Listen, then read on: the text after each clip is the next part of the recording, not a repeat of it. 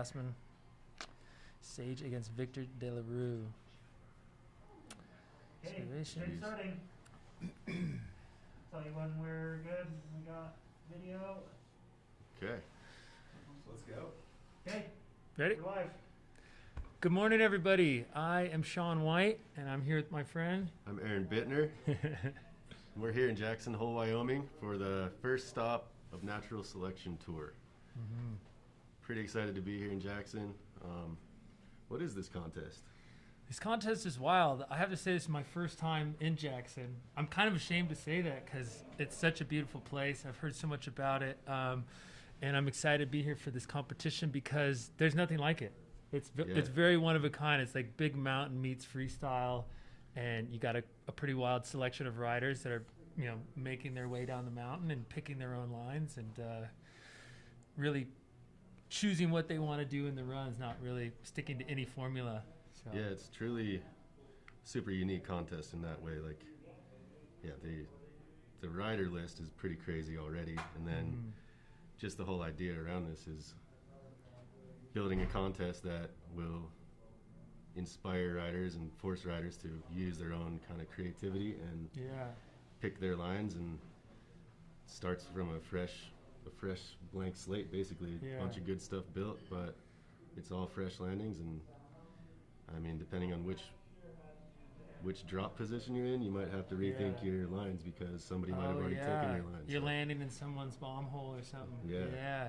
I think it's so cool though, because like, I don't know if people at home realize that, like, if you and I both took the same run, I mean, the way I look at the terrain is going to be different than the way you look at it. I might want to hit this feature compared to this one, and it's really kind of, the artist with the brush. It's like what you see is what you go do, instead of just this like standard, half pipe contest or slopestyle contest where the features are very stagnant, and this is what you're going to do and encounter. So it's exciting to see. Totally, it's going to be amazing to see kind of what everybody puts together, and there's so many different riders, and regular and goofy, and there's a ton of different jumps, but whichever line you pick, and then deciding which way you're going to spin, left or right, or how you're going to hit everything is going to totally dictate kind of who does well and who kind of obviously gets eliminated. But how long has this event been going now? I mean, Travis Rice created this, basically pulled it out of thin air. I mean, I've known Travis for years through the contest circuit, and I'd see him ride here and there. We'd compete together, when I was a lot younger, and snowboarding kind of got split into these two groups in a way, where there's like this contest circuit, and then a lot of guys that would go pursue, doing these amazing film parts and creating their own videos. And so for me, I really lost touch with Travis, but knew and appreciated what he was doing, out on the mountain in the big terrain. I've always been a huge fan of it, so I'm really excited to be here. And he really just like dreamt this thing up, and it's so perfect because this really speaks to who he is. And here we are at Jackson Hole, his home mountain. Yeah, it's absolutely. Pretty exciting. This is his home mountain. He grew up here. He started this contest kind of as a maybe a one-off type thing when he built it up at Baldface, and they did a great job, and it was so well received in the snowboard community and the contest community, because it's so unique and just challenges riders from all different backgrounds to kind of each pick their own way they see the course, and obviously showing that type of riding to the masses compared to, like you said, like there's a half pipe or a slopestyle course. Yeah, standard formula. But it's like same jump. Who can do the best trick? And now so, how did the brackets work? It's a head-to-head format, and everybody basically draws, right? Yeah. So this year there's 3 stops, and they're building it out so the final stop will be in Alaska. It starts here, and then it goes to Baldface. Okay. Back to the main course or the old course at Baldface, and then up to Alaska for the finals. And why these spots, right? I mean, Jackson Hole's obviously Travis's home mountain. Baldface is just legendary, right? Yeah, Baldface is Travis's second home in a way. Like, he's spent so much time up there.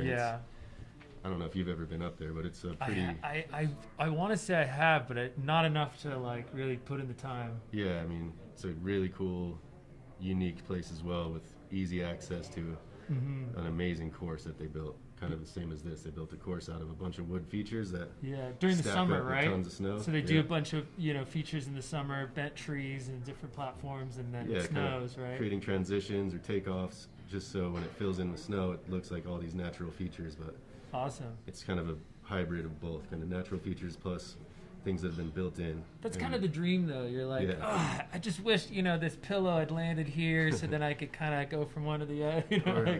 That would be a perfect landing if there was just a takeoff. Yeah, if the takeoff was a little packed instead of you trying to pop and it just gives way. Yeah. Totally. Awesome. And then Alaska, that's just the ultimate, huh? Yeah, they get to heli. I believe they've picked out where they're going to have the course, but that'll be more.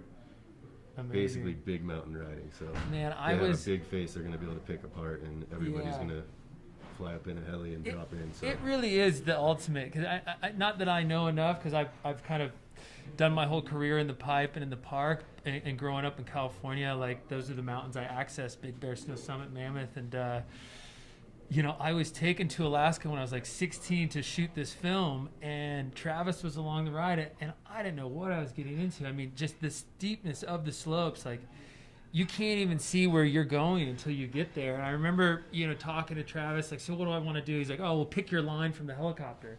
Yeah. I was like, okay, okay. So I was like, I was going to hit this cliff drop, and I'm going to come down this like rock band, and I'm going to do this or that. And my God, I had no idea that like, the scale is so much bigger when you get there in person than from the helicopter. So I'm dropping off some like 40, 50-foot cliff, just like trying to survive at that point. But it's just a whole different type of riding, and it's so exciting to see a lot of these riders and athletes, having their event where they can excel. Exactly. Yeah, really these guys cool. are all, well, kind of from your perspective too. These guys come from all different backgrounds. Some people have established their careers only in filming. Some people have done a little bit of both, and there's some people in this that are basically well established in the contest scene and in the X Games and Olympics and stuff. But of course, it's a cool kind of melting pot of all these different disciplines kind of coming together and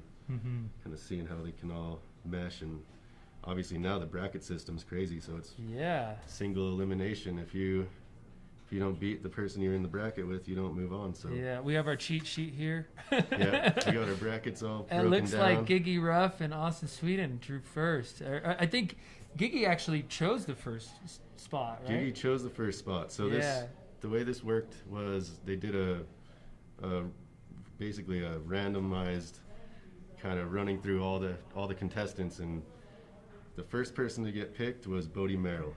And he got to pick his dropping point. So everybody kind of, as they got picked, they got to pick their dropping point. And obviously, as the brackets filled up, there were less and less good spots, I guess, where there was just going only first open. Is tough. That's like, Yeah, props to Gigi for just being like, you know what, I'm just going to go first. Yeah, I mean, you get the fresh snow, and you don't have to worry about hitting in someone else's track, but it's kind of nice to be like, ooh, he didn't have enough speed for that. Knowing speed, being comfortable with certain things. I mean, if anybody's going to do it, it's Gigi. He probably he knows really well, kind of. And I've been told that they've been giving the riders like drone previews of what the course will look like, because you can't really, the nice part about slopestyle half pipe, like I can roll through the half pipe and take a look at it a couple times even. You get practice runs. You get practice runs. You can show up and roll up to the top of the jump takeoff and see how far. Check my speed. Watch someone else hit it. Like this is basically, hey, the fresh snow's come, and this is a good idea of what the course is going to look like, but you don't really know until you get there. Yeah, they've had the course closed off for weeks or months, basically letting the snow stack up and keeping it really fresh. So amazing. You don't get to practice. You can ride around the rest of the mountain, but you can't practice on the course. You just have to kind of visualize and start getting an understanding for what's there. So nice. It's going to be really interesting to see how everybody picks it apart and decides their lines. Just go, basically. Yeah. And then you got what here? Chris Rassman and Travis Rice. Yep. What was the story behind? I heard there was a story behind him wanting to take on Travis. Yeah, so Travis got picked through the randomized roulette picker, and he picked that spot. And then Chris Rassman was picked a little bit later, so there were no more open brackets, and he was like, oh, okay.